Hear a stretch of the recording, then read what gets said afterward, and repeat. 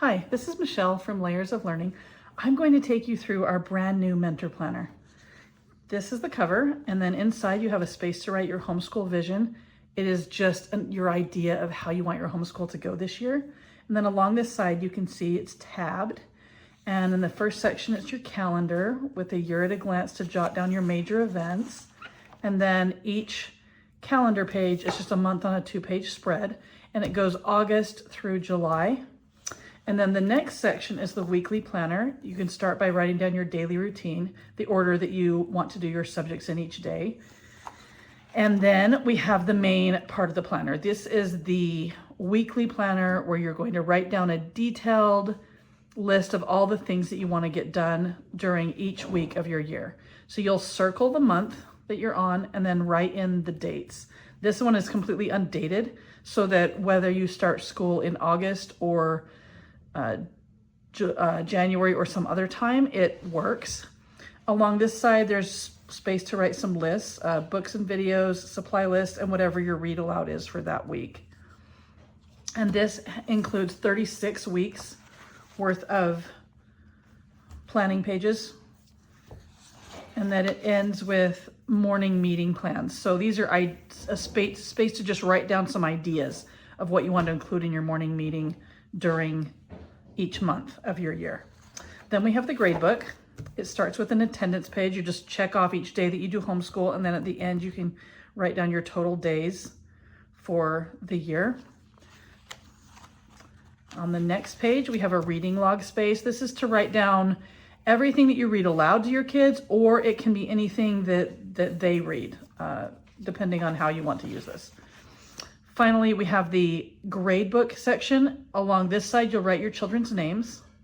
And then at the top, you write down the assignment. And it's divided into colored strips. So this, for 1 week, there's 2 spaces for each of the weeks of August for math, and then for language arts, and for history, and for geography. If you have more than 2 graded assignments in a week in a particular subject, that's probably too much. So we did it on purpose to kind of keep it limited, keep you from overdoing it for your own sanity, and keep you from overburdening your children. So that's why this is set up the way it is. And again, that goes through from August through July of the next year. And then we have a space for you to write down the curriculum that you're using for the year. This is especially helpful for those of you who are either part of a co-op or have to report to your state, and you need to keep track of the titles and the students that are using whichever curriculum. Finally, the second to last section is the lists and notes. This is just space for you to write down whatever comes into your head, information that you need to keep track of, stuff about this co-op that you're thinking of joining, sports teams your kids are part of, the coaches' names, whatever, lists of books, lists of supplies, curriculum that you want to check out, whatever you want to put in this section.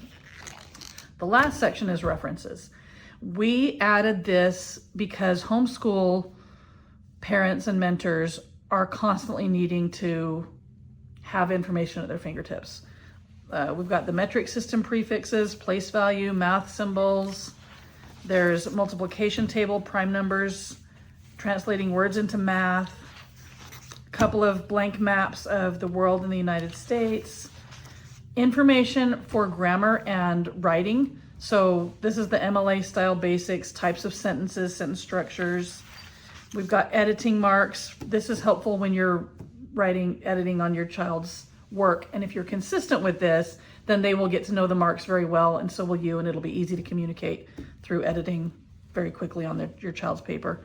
And then we've got parts of speech here with examples. The 6 traits of writing. This is a rubric that you use when you're grading your children's writing. And this method is taught in the Writer's Workshop program. But even if you don't use that, this is very easy to understand and use for any of your children's writing, or even things like projects. If they make a diorama, if they make a poster, if they write a script, whatever it is, you can use this rubric to help you grade in a way that gives your child valuable feedback. And then we've got punctuation marks over here and how to use them, comma rules, the scientific method, what's the difference between a hypothesis, a law, and a theory. the 4 branches of science and what they include, a periodic table of the elements. And then finally, at the very back here, we have the layers of learning units at a glance that shows you all the units in layers of learning and the subheadings, so what's inside each unit. And it goes through all 4 years, plus includes the alternate courses of Canadian history, American history, and the United States geography. And then this is the back cover, the inside of the back cover. At the end of the year, you can write down how the year went and what you want to do next year to make it better. And that is the Layers of Learning Planner.